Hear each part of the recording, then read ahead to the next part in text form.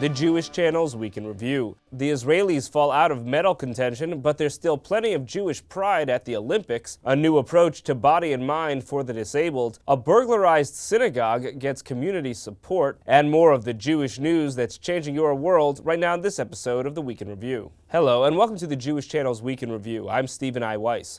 For the first time since 1992, Israel will not medal in any Summer Olympics events. The Jewish state's last great hope seemed to be in windsurfing, but on Tuesday, Lee Korzitz finished 6th in that event. Another windsurfer, Shacher Zubari, won Israel's only medal in the 2008 Beijing Olympics. In all, some 37 athletes represented Israel at this year's Olympic Games, fully 20 of whom weren't born in Israel. But when it comes to the Jewish overall medal count, American gymnast Aly Raisman won 2 individual medals this week in addition to her team medal last week. Raisman won gold for her floor exercise routine featuring the song Hava Nagila and a bronze for the balance beam, which she won in a tiebreaker after losing the all-around bronze medal last week in a tiebreaker too. Raisman's gold won her praise on the front page of the New York Post, which declared her a Star of David for winning gold and for telling the Post that she would have supported a moment of silence for the 40th anniversary of the slaying of 11 Israeli athletes at the hands of the Black September terrorist group during the 1972 Munich Olympics. But as all the Olympians are heading home, the Israeli team will find thousands more international travelers visiting the Jewish state than might otherwise be the case in the coming months. A claimed computer glitch led tickets on El Al Airlines to be dramatically underpriced for several hours on Monday. Some round-trip tickets from the United States were going for as little as $335, a massive discount compared to the $1,000 or more such tickets can often cost. El Al has said it will honor the tickets purchased at the low prices.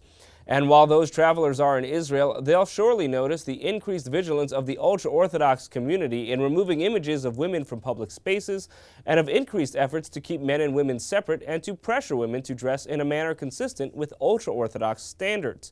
Of course, whether any ultra-Orthodox will notice what American travelers are wearing anymore is an open question, after a new product targeting the ultra-Orthodox market hit the streets this week. Blurred glasses that intentionally fog one's vision so as to avoid seeing those women who may be dressed in a way that does not cohere with ultra-Orthodox standards.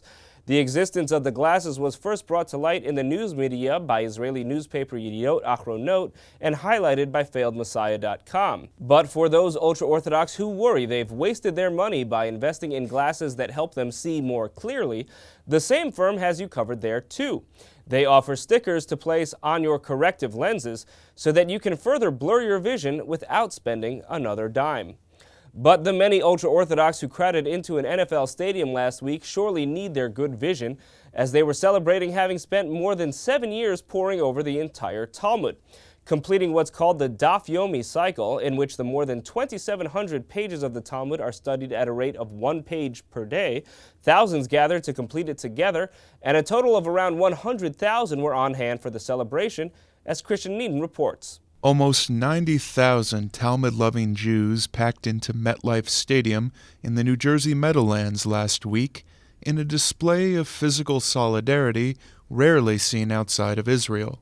The occasion was a Sayum Hashas, a tradition begun in 1923 by Rabbi Meir Shapiro, where many Jews in the stadium were celebrating their completion of 7.5 years of learning Talmud, all reading and advancing the same one of 2,711 pages a day from the Babylonian Talmud written in Aramaic. Welcome to the 12th Siyum Hashas of Daf HaYomi.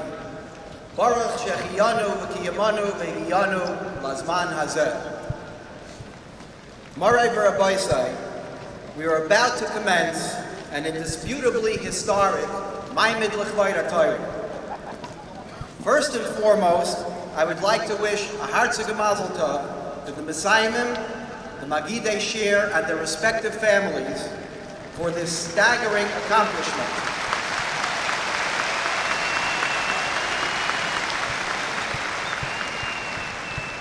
Spanning 7.5 years and 2,711 dafim.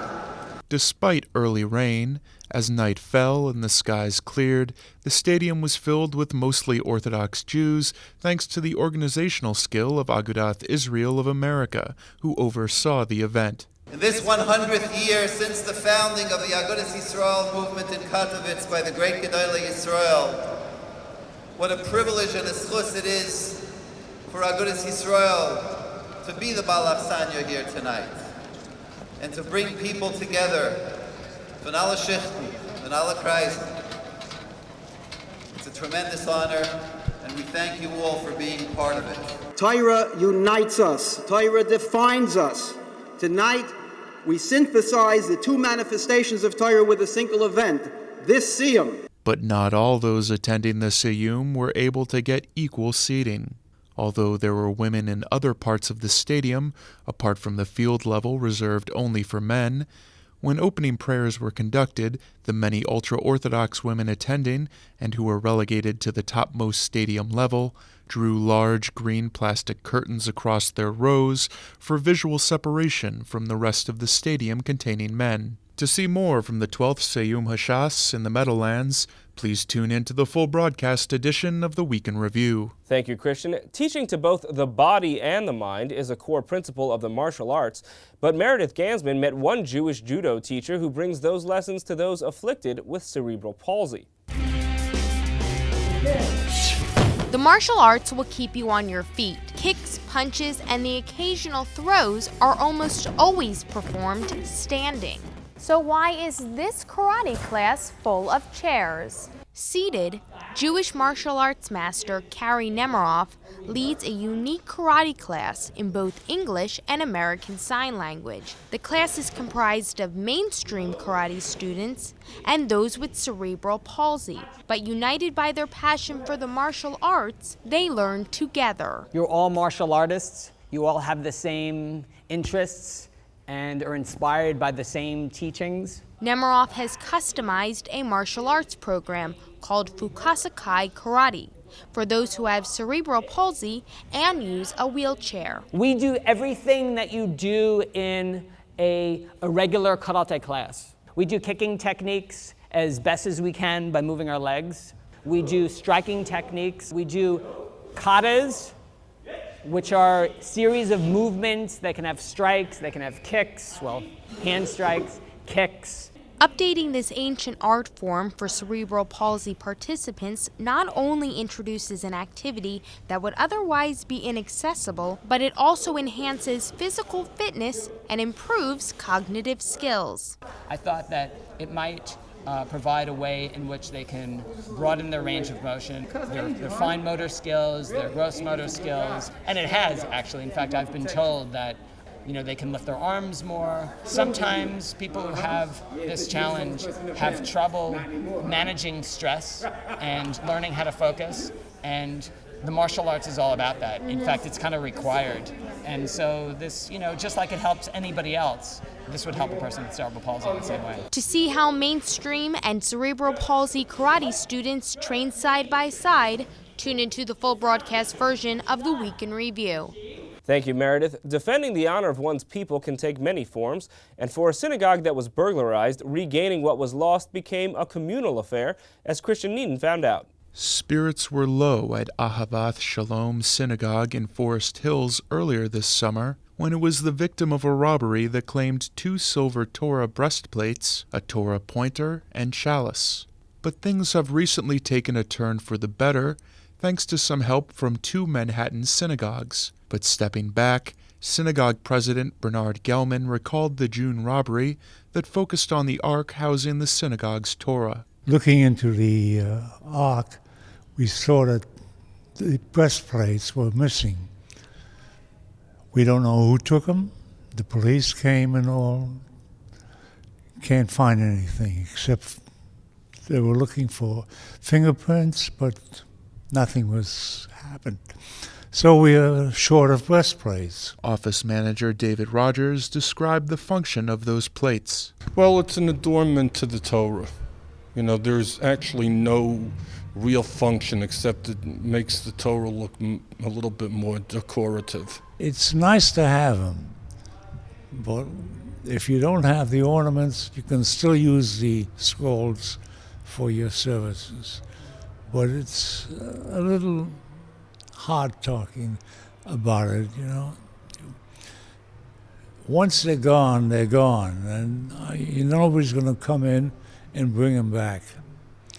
Somebody who wants them, they took them, and what they're using them for, I don't know. To see more about the Torah plates being donated to Ahavath Shalom Synagogue in Forest Hills, please tune into the full broadcast edition of the Week in Review. Thank you, Christian. Finally, for an interview segment this week, I spoke with the chief political correspondent of the Christian Broadcasting Network, David Brody. He's the author of a new book about conservative Christianity and conservative politics, teaming up to form what he calls the T-Vangelicals. Among the surprises from this Christian commentator over the course of our discussion was the fact that he actually grew up Jewish and was bar mitzvahed. Here are some of the highlights. The primary portrayal of the Tea Party in the media since its beginning has been that it's an effort really to deal with fiscal issues, that it's there to deal with a domestic policy fiscal agenda, even going back to its founding with Rick Santelli's rant on CNBC about loose money. Right. So how do you think it's become a movement where evangelicals actually make up a large portion of it? Well, the bottom line here, Stephen, is that evangelicals also care about fiscal issues. They're fiscal conservatives. Most of them are, for sure. And so, this idea that evangelical Christians can only show up at pro-life rallies or traditional marriage amendments or show up at a few Chick-fil-A restaurants once in a while is just not true. I mean, do they care about the life issue? Yeah, of course. Do they care about the marriage issue? Yeah, we know all of this. But they're taking that ball and going to play elsewhere. What they're doing with the Tea Party is they realize we have a major debt issue on our hands here in America, and they believe as fiscal conservatives that they're going to go ahead and break bread with these Tea Party libertarians. And in the book, I point out exactly why they're doing that. Something else that you bring up, you list a bunch of potential leaders within the Tea Party movement, and then you describe a Judeo-Christian value, that they share a Judeo-Christian value. Now, the whole idea of a Judeo-Christian value obviously is contestable in various ways, and various people might play it different ways. But certainly, for the Tea Party itself, Jews are not pulling the lever on the Tea Party the way that evangelicals are. Yeah, I think to a degree, though, I got to tell you, I just did a show down in Dallas with Glenn Beck, and there were plenty of conservative Jews in the crowd. And they also believe that they want to see what they call a return to Judeo-Christian principles, because here's the thing, all evangelicals, and maybe some conservative Jews too, when they hear a return to Judeo-Christian principles, here's what they think. They think of the Founding Fathers and a strict constructionist view of how this country was founded. That's what it really is about. The Tea Party, a lot of times within libertarian circles, we hear constitutionally limited government. Well, evangelicals agree with that. That's why they're with the Tea Party, but they call it a return to Judeo-Christian principles. It really is the same thing. And a lot of people go, oh gosh, return to Judeo-Christian. You mean you want to make this a Christian nation? No, that's not what they want to do. Do they believe it's a Christian nation? Yeah, okay, a lot of them do. But that's not what we're talking about here. When we're talking about a return to Judeo-Christian principles, we're talking about a strict constructionist view, if you will, of the Constitution and the way the Founding Fathers intended this country to live out its principles. Speaking more culturally, early on in the book, one of the things you talk about first about having an epiphany to write the book in the first place, and you say, kind of as an aside, that this is kind of surprising for a kid who grew up as Jewish. And you say that's a story for a whole other book. But here, what can you tell us about your upbringing, your Jewish upbringing, and how you became to be who you are? Well, it's interesting because I must say that I figure God has a sense of humor, that my liberal Jewish mother on the Upper West Side of New York is watching the 700 Club. So I figure, God's got to have a sense of humor. And it's just funny that, I go around on a lot of these national shows like, Hardball and Fox. And I do a lot of MSNBC, actually, which I love doing. And I go on Chris Matthews' show all the time. And he says, we need some more evangelical Christians like you on the show. And I'm thinking, they come to me as the evangelical Christian expert, which is funny because I was the guy bar mitzvahed in New York at Temple Emmanuel. And so I just think that's kind of interesting. No, I mean, look, I grew up Jewish. I was bar mitzvahed, the whole 9 yards, so the High Holy Days, Passovers, everything under the sun. I didn't quite realize, I grew up as a Reformed Jew, so I didn't quite realize what we were doing. It was more Fiddler on the Roof. It was tradition, if you will.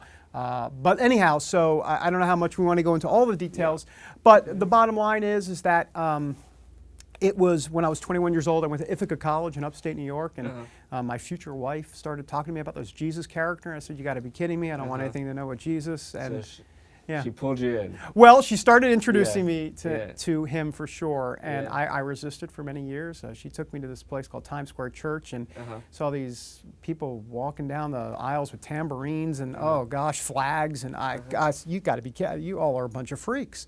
But I started watching and listening to the sermons, and God clearly was moving inside of me, and so I was intellectually curious, Stephen, quite frankly, and I think that was the difference. You know, just to have an open mind and to listen to what was actually being said rather than just putting up my hands like that going, hey, you know, which I did for a couple of years saying, hey, I'm Jewish and that's it. So anyhow, I did that, and then 2 years later, at a prayer meeting actually in Colorado Springs, of all places, Colorado Springs.